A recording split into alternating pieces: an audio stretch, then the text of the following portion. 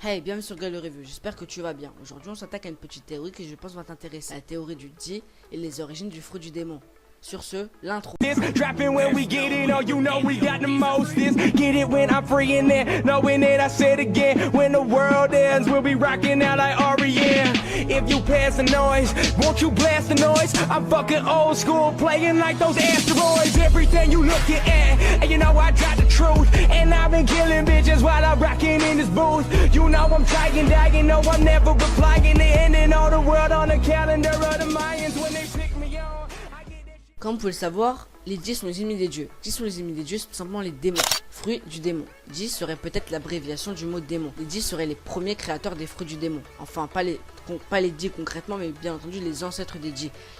La première civilisation extraterrestre venue sur le monde de One Piece. Comme vous pouvez le savoir, le siècle oublié renferme beaucoup de secrets, comme la guerre entre le peuple venant de l'espace, qui serait peut-être les descendants des Di, et le gouvernement mondial qui est formé des 20 royaumes. Pourquoi je parle d'extraterrestres? Tout simplement parce que Nelu a découvert une fresque parlant de ceci, parlant des ancêtres de ceux qui vivaient sur Skypiea et tout le blabla, vivaient tout simplement sur la lune et sont descendus sur Terre pour récupérer les ressources qui lui manquaient. Tellement ils ont kiffé la Terre, l'eau, le blabla, le soleil, bah ils ont décidé de rester sur la Terre. Mais le gouvernement mondial et les 20 royaumes n'ont pas vraiment apprécié qu'ils vivent sur One Piece, tout simplement parce que leur technologie et leur intelligence les faisaient peur et étaient une menace d'après eux pour le monde, malgré que les descendants de Di voulaient vivre en paix. Donc le gouvernement mondial aurait peut-être décidé d'envoyer le CP9, enfin les ancêtres des CP, des espions, afin de récupérer des armes pouvant les détruire, puisque même malgré leur effectif du gouvernement mondial, ils ne pouvaient pas détruire autant de puissance en d'armes.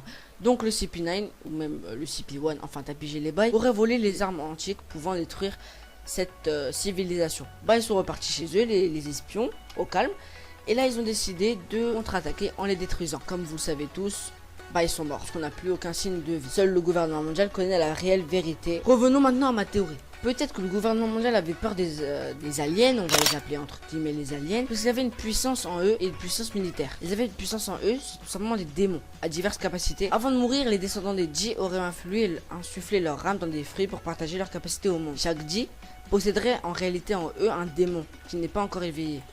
Un démon vierge, qui n'a aucune capacité, ce qui expliquerait bien entendu la théorie de Barbe Noire. Que Barbe Noire connaisse la vérité sur les Di et il savait que lui-même avait un démon et il n'avait plus qu'à l'éveiller afin qu'il puisse ingurgiter le fruit du tremblement. Cette théorie collerait bien avec le nom, les fruits du démon, les fruits du Di. De plus, comment la civilisation du siècle oublié avait-il réussi à écrire leur histoire dans des poneglyphes indestructibles, seulement grâce à leur pouvoir mythique?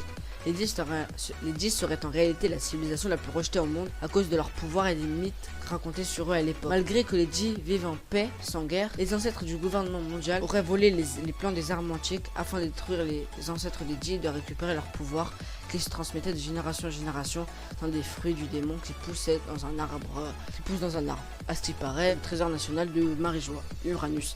Mais je pense que cette théorie est fausse. Lors de l'Arcanist Lobby, le CP9 voulait récupérer le plan des armes antiques. Petit clin d'œil d'Ichiro Oda pour nous dire que cet acte-là a déjà été réalisé lors du siècle oublié. Les réponses sont en réalité devant nous depuis le début. La civilisation que tout le monde a oubliée sont en réalité dans les fruits du démon. Ce qui expliquerait pourquoi Garp n'a pas de manger de fruits du démon, ou même pourquoi Dragon veut détruire le gouvernement mondial. Raftel cacherait un réel trésor, celle de réanimer tous les Di coincés dans les fruits du démon, afin de bouleverser le monde. Bon, je m'arrête sur ma théorie, je pense que t'as pas trop bien pigé les bails. Si t'as pas bien pigé, bah demande-moi une vidéo version 2.0 sur cette théorie. Je pense que je la ferai en rajoutant bien entendu 2-3 petites parties. Et je la décorerai avec beaucoup plus de faits afin que vous compreniez mieux. Sur ce, je te dis ciao.